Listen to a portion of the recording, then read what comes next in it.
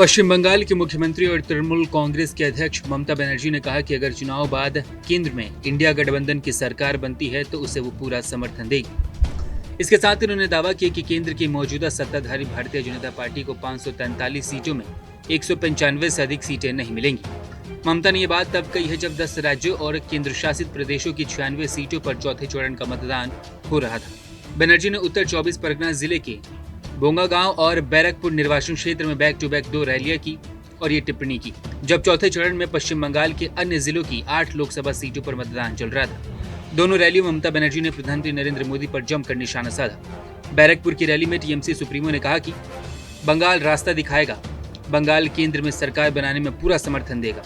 हमें कुछ नहीं चाहिए, बस लोगों को जीने दो। देश बचना चाहिए ताकि लोग शांति से रहें। देश नहीं बिकना चाहिए, संविधान नहीं बिकना चाहिए, मानवता नहीं बिकनी चाहिए। ममता बनर्जी ने बैरकपुर के अलावा बोंगागांव में भी चुनावी रैली को संबोधित किया। यह इलाका दलित मतुआ समुदाय बहुलक है। यहाँ ममता ने कहा कि 3 दौर का चुनाव हो चुका है, अब मोदी नहीं आने वाले। उनके चेहरे को देखिए, यह साफ दिखाई देगा। अब मोदी नहीं, इंडिया गठबंधन जीतेगा। हम यहीं से मदद करेंगे।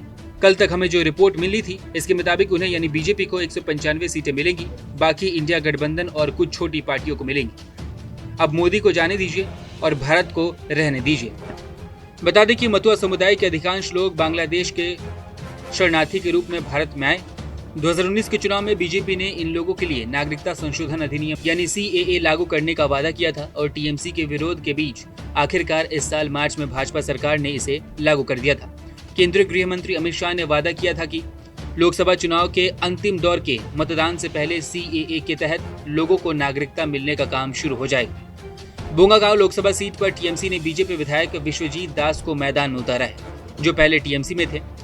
उनके खिलाफ भाजपा की तरफ से निवर्तमान सांसद और केंद्रीय जहाजरानी राज्य मंत्री शांतनु ठाकुर हैं, जो अखिल भारतीय मतुआ महासंघ के एक गुट के प्रमुख भी हैं। ममता ने उन पर भी निशाना साधा और लोगों से पूछा कि इस केंद्रीय मंत्री ने आपके लिए क्या किया है। मोदी कल यहाँ आए और कहा कि बंगाल में CAA लागू करेंगे। मैं वादा करती हूँ कि आपको छूने से पहले उन्हें मेरी लाश से होकर गुजरना पड़ेगा। आप सभी नागरिक हैं, आपके बच्चे स्कूल जाते हैं और आप राज्य की कल्याणकारी योजनाओं का लाभ उठाते हैं। मैं आपका हक छीनने नहीं दूंगी। ममता ने IPC की धारा 420 का जिक्र करते हुए कहा कि प्रधानमंत्री झूठे हैं।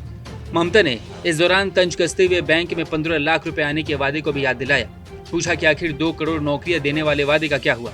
ममता ने पूछा कि क्या इन 10 सालों में आपको 20 करोड़ नौकरियां मिली। मोदी की गारंटी 420 के अलावा कोई गारंटी नहीं है। मोदी झूठ का ढोल पीटने आए हैं। बता दें चौथे चरण के चुनाव में कितनी वोटिंग हुई। चुनाव आयोग जल्द आंकड़े पेश करेगा, लेकिन अभी के ट्रेंड के हिसाब से सबसे ज्यादा वोटिंग बंगाल में हो रही है। ऐसे में देखना होगा कि क्या वोटिंग ममता दीदी के पक्ष में होती है या राज्य में बीजेपी टीएमसी को नुकसान पहुंचाती है। हालांकि ममता के आत्मविश्वास को देखकर ये कहना थोड़ा मुश्किल लगता है। नमस्कार, मैं हूं मानक गुप्ता।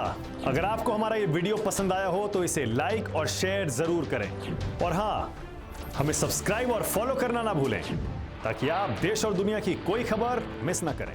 तो जुड़े रहिए हमारे साथ और देखते रहिए न्यूज़ 24।